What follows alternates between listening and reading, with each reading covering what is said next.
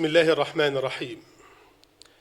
Les 10 derniers jours de Ramadan et le fiqh de priorité dans notre réalité moderne. Louange à Allah, Seigneur de l'univers, qui dit dans son noble livre: hâtez-vous vers un pardon de votre Seigneur, ainsi qu'un paradis aussi large que le ciel et la terre, préparé pour ceux qui ont cru en Allah et en ses messagers. J'atteste qu'il n'y a point de divinité en dehors d'Allah, l'unique sans aucun associé, et que notre maître Mohammed est son serviteur et messager. Ô Allah, accorde ton salut et tes bénédictions à lui, sa famille, ses compagnons et ceux qui les suivent d'une rectitude jusqu'au dernier jour. Ensuite, la miséricorde qu'Allah accorde à ses serviteurs exige qu'ils fassent des 10 derniers jours du mois de Ramadan une saison de multiplier les bonnes actions et de concurrence en ouvre-épis. Les âmes s'activent davantage en s'approchant de terme. Notre prophète exploitait bien ces temps bénéfiques. Notre mère Aïcha, qu'Allah l'agrée, dit: le messager d'Allah se forçait pendant les 10 derniers jours de Ramadan plus qu'au corps de tout le reste de l'année. Elle dit également: lorsque ces 10 jours arrivaient, le prophète veillait cultuellement la nuit, réveillait ses épouses et s'abstenait du rapport charnel. Son secret dans l'assimilation de l'exemple du prophète, que la paix et les bénédictions d'Allah soient sur lui, le fait de veiller cultuellement les 10 derniers jours du Ramadan par la salat, la récitation du Coran, l'imploration de pardon, l'évocation d'Allah et les dépenses dans les divers voies du bien. C'est bien l'attitude du pieux et la culte du vertueux. Allah, gloire à lui, dit: ils s'arrachent de leur lit pour invoquer leur Seigneur par crainte et espoir. Ils font largesse de ce que nous leur attribuons. Aucun être ne sait ce qu'on a réservé pour eux comme réjouissance pour les yeux, en récompense de ce qu'ils œuvraient. Il dit également: les pieux seront dans des jardins et des sources, réservant ce que leur Seigneur leur aura donné, car ils ont été auparavant de bienfaisance.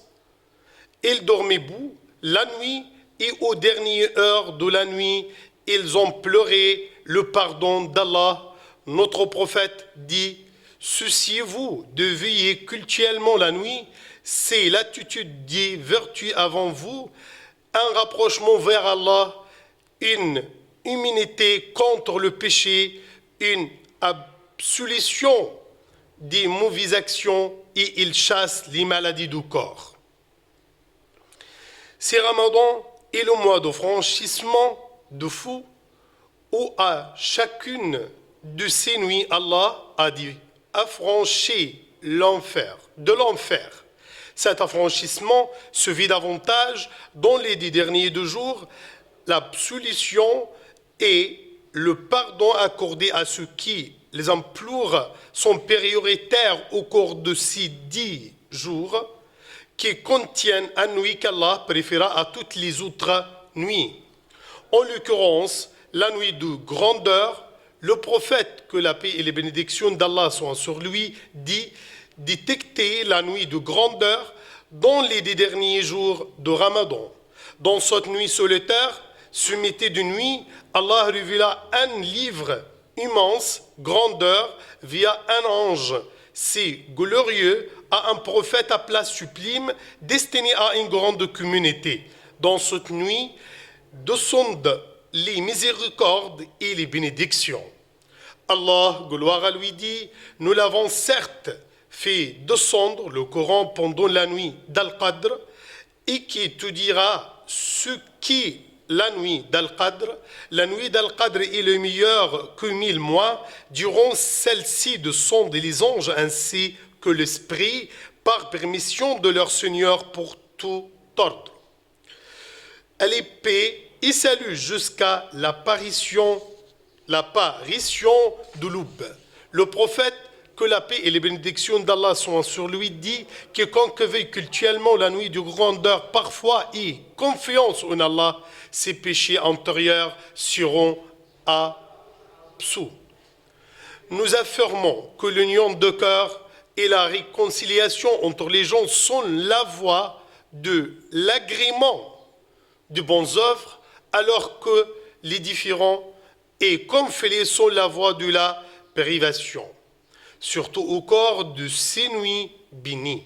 Le prophète dit « Je sortis la nuit de grandeur, telle et telle, c'est livré au conflit, ainsi, elle fut levée, peut-être c'est la vous est mieux. » Il dit également « Dans lequel il y a une nuit qui vaut mieux que 1000 mois, quiconque est privé de son bien, il est effectivement privé. » Louange à Allah, Seigneur de l'univers, que le salut et les bénédictions d'Allah soient accordées au dernier des prophètes et messagers, notre maître Mohammed, à sa famille et à tous ses compagnons. Ces les voies de puissance dont ces jours et nuits bénis sont diverses. Le doué de raison doit donc mettre ses priorités en ordre, se pardonner, prévalence à ce dont l'utilité est générale, à ce dont l'utilité est privée. Ainsi, il faut verser dans ce jour le monde de rupture de jeûne avant le payram pour donner aisance aux pauvres, indigents, orphelins, ce pour qu'ils puissent acheter leurs besoins. Le prophète dit, il dit, de célébrer à la mendicité ce jour-là. On pourra inverser l'équivalent pécuniaire, car l'argent est plus utile pour les pauvres dans notre vie actuelle et leur facilite l'assouvir leurs besoins. Il faut donc observer ce qui est utile pour les pauvres de fiqh des finalités. Le fiqh de priorité exige d'offrir nourriture aux pauvres et indigents, donner aisance aux besogneux au lieu de répéter le pèlerinage et le petit pèlerinage. Le premier acte est une obligation communautaire, alors que le deuxième est surrogatoire. Sans doute l'obligatoire communautaire ou individuel est avancé sur le surrogatoire. On y ajoute le fait de dissiper les meilleurs des affligés et en avoir la bonne rétribution. Le prophète dit, le meilleur acte auprès d'Allah réside dans une joie qui tout apporte pour un musulman, lui dissipe un malheur, rembourse une dette à sa place ou lui chasse une femme. Il dit à sa place ou lui chasse une faim. Il dit également qui dissipe d'un croyant un dit malheur de l'Issipa, Allah lui dissipera l'un dit malheur de l'Oudila.